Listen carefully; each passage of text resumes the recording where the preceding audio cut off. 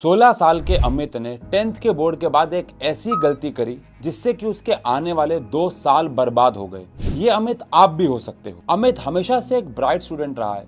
उसके 85% में मार्क्स आए थे 9th में और 89 अप्रोक्सीमेटली 90% मार्क्स स्कोर किए उसने 10th एग्जाम में। हमारे यहाँ के जो ऑफलाइन टेस्ट होते थे उसमें भी काफ़ी अच्छा परफॉर्म करता था और क्योंकि उसने 10th में बहुत अच्छे मार्क्स स्कोर किए तो उसके पेरेंट्स का ये सपना था, ये कहना था कि वो डॉक्टर बने और इसीलिए उसने बायोलॉजी को अपना एक सब्जेक्ट चुना। और कमाल की बात यह है कि अमित के 4 दोस्तों ने भी बायोलॉजी को अपना सब्जेक्ट चुना, यानी कि पीसीबी।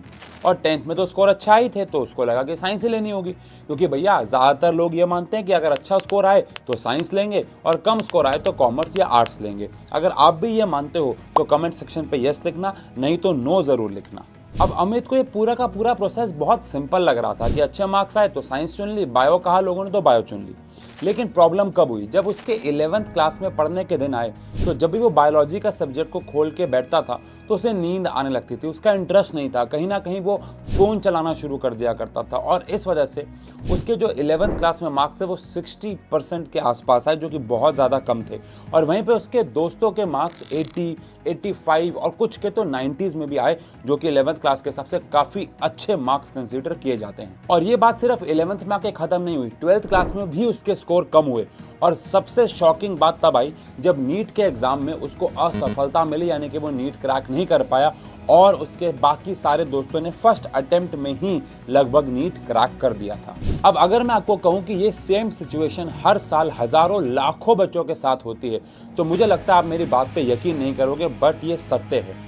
बहुत सारे बच्चे ऐसे होते हैं जो 10th में बहुत अच्छा स्कोर करते हैं लेकिन 11th 12th में उनके मार्क्स कम हो जाते हैं, और उल्टा भी होता है जहां पे 10th क्लास में बच्चों के स्कोर कम आए होते हैं और सही स्ट्रीम सिलेक्शन के बाद 11th और 12th में 10th के मुकाबले उनके काफी ज्यादा बेहतर मार्क्स भी आए हैं। और ये सारा का सारा खेल स्ट्रीम सिलेक्शन के ऊपर डिपेंड करता है। अब आपकी हालत भी अमित जैसी ना हो तो इस वीडियो को एंड तक जरूर देखिएगा, क्योंकि मैं इस वीडियो में बताने वाला हूँ कि कौन कौन से फैक्टर्स हैं जो आपको ये डिसाइड करने में मदद करेंगे कि आप कौन सी स्ट्रीम के लिए बने और ये 2 साल आपकी फाउंडेशन को स्ट्रॉन्ग करें। तो भैया हर एक छोटे से छोटे और बड़े से बड़े पॉइंट को कवर करेंगे। तो बच्चों, एक सही स्ट्रीम सेलेक्ट कैसे करें इस पे मैं आऊंगा, लेकिन उससे पहले आपको एक मेरा काम करना होगा।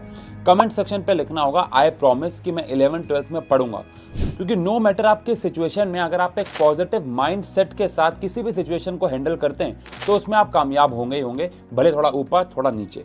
तो इसी पॉजिटिव एटीट्यूड के साथ आगे बढ़ते हैं और इसके ऊपर बात करते हैं कि सही स्ट्रीम चुने कैसे। देखो, सही स्ट्रीम चुनने के लिए सबसे पहले हम अपने सब्जेक्ट्स को 3 हिस्सों में बांटेंगे।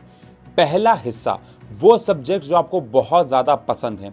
दूसरा हिस्सा जो आपको पसंद हो चाहे ना हो, लेकिन आप उन सब्जेक्ट में बहुत अच्छे हैं, यानी आपके मार्क्स बहुत अच्छे आते हैं। और तीसरा वो सब्जेक्ट जो आपको पढ़ना बिल्कुल भी पसंद ही नहीं है। अब इन 3 ग्रुप में सब्जेक्ट्स को बांटने के बाद मान लो आपको फिजिक्स केमिस्ट्री बहुत पसंद है तो आपको पता है आपको कौन सी स्ट्रीम लेनी है। वहीं पे अगर आपको लिटरेचर बहुत पसंद है, हिस्ट्री बहुत पसंद है तो आपको आर्ट्स लेनी है। लेकिन प्रॉब्लम कब आती है? प्रॉब्लम तब आती है जब आपके इंटरेस्ट और आपके सब्जेक्ट्स जो हैं वो क्लैश करने लग जाते हैं। अब मान लेते हैं कि आपको डॉक्टर बनना है, डॉक्टर बनना आपका सपना है, लेकिन आपको फिजिक्स पसंद नहीं है। तो भैया लेकिन फिजिक्स तो पढ़नी पड़ेगी। तो यहाँ पे फिगर आउट करना है कि आपकी टॉलरेंस पावर कितने की सब्जेक्ट को लेके। बस आपको खुद से एक सवाल पूछना होगा कि अगर आप जेन्युइनली डॉक्टर या इंजीनियर बनना चाहते हो, आपका सपना है, तो क्या आप एक ऐसे सब्जेक्ट को टॉलरेट कर सकते हो जो आपको बिल्कुल पसंद नहीं है? अगर आंसर हाँ आता है तो थोड़ी सी ज़्यादा एनर्जी लगेगी, मेहनत लगेगी और आप उस सब्जेक्ट को चुन के थोड़ा सा एक्स्ट्रा एफर्ट करके पार कर दोगे। लेकिन अगर आपका आंसर ना है कि नहीं भैया मैं उस एक्स्ट्रा सब्जेक्ट को जो मुझे बिल्कुल पसंद नहीं है, लेट्स से फिजिक्स, तो मैं नहीं झेल पाऊंगा, तो फिर आपको कोई और करियर ऑप्शन की तलाश करनी चाहिए, क्योंकि आने वाले 2 साल आपके लिए बहुत ज़्यादा इंपॉर्टेंट होने वाले हैं और कोई भी नहीं चाहेगा कि एक सब्जेक्ट की वजह से आपके आने वाले 2 सालों का स्कोर खत्म हो जाए, कम हो जाए, या आपकी परफॉर्मेंस कहीं ना कहीं उस एक पर्टिकुलर सब्जेक्ट की वजह से गिर जाए। अब स्ट्रीम सिलेक्शन के वक्त आपको हमेशा ये ध्यान रखना है कि आपको वो 2 सब्जेक्ट्स का कॉम्बो चुनना है, एक जिसमें आप अच्छे हो और दूसरा आपको जो कि पसंद बहुत है। एग्जाम्पल के तौर पे मान लेते हैं आप कैलकुलेशंस में बहुत अच्छे हो, लेकिन वहीं पे आपको इकोनॉमिक्स पढ़ना बहुत पसंद है, तो आप कॉमर्स के लिए बने हो, तो आपको कॉमर्स स्ट्रीम चुन लेनी चाहिए। तो आपको ऐसे किसी स्किल और इंटरेस्ट के कॉम्बो को बनाना होगा, खासकर तब जब आपको ये पता नहीं है कि आपको आगे क्या करना है।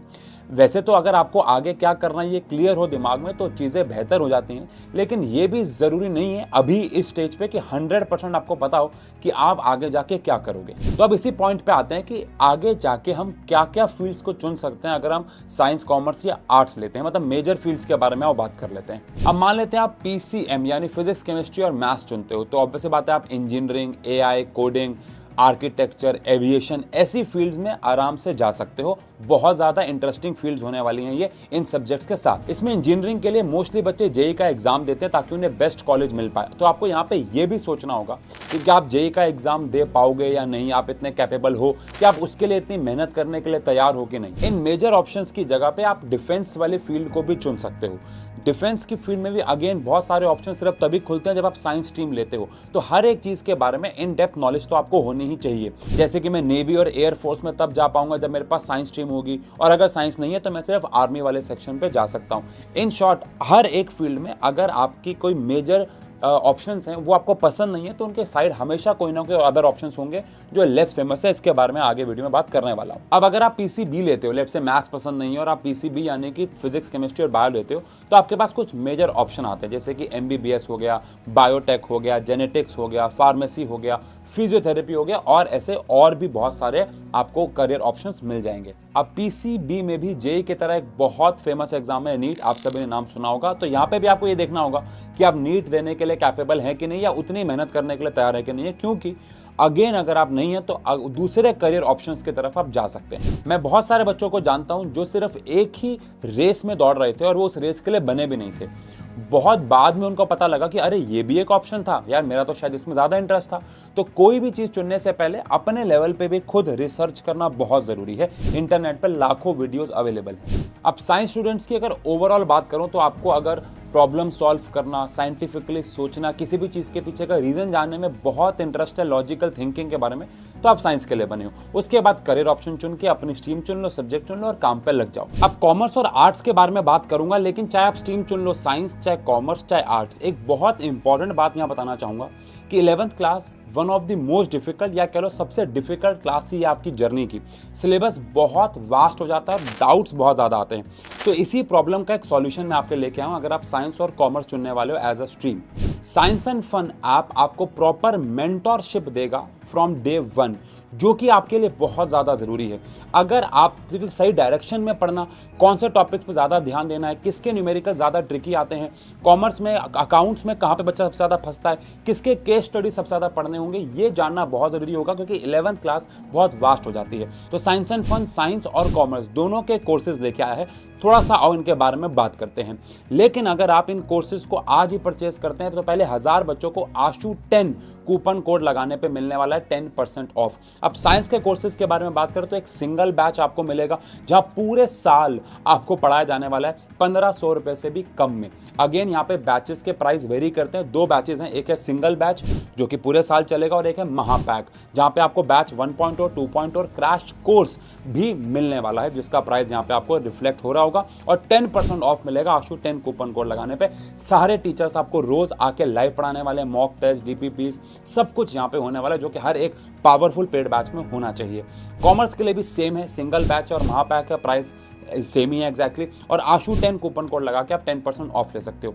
कौन टीचर पढ़ाएंगे, कैसे होंगे, क्या क्या क्लासेस होंगी, स्केड्यूल क्या होने वाला है, इन बैचेस के बारे में अगर आपको और ज़्यादा डिटेल में जानकारी चाहिए तो ये थंबनेल और इस थंबनेल वाली वीडियो का लिंक आपको डिस्क्रिप्शन में और फर्स्ट कमेंट में पिन हुआ मिल जाएगा।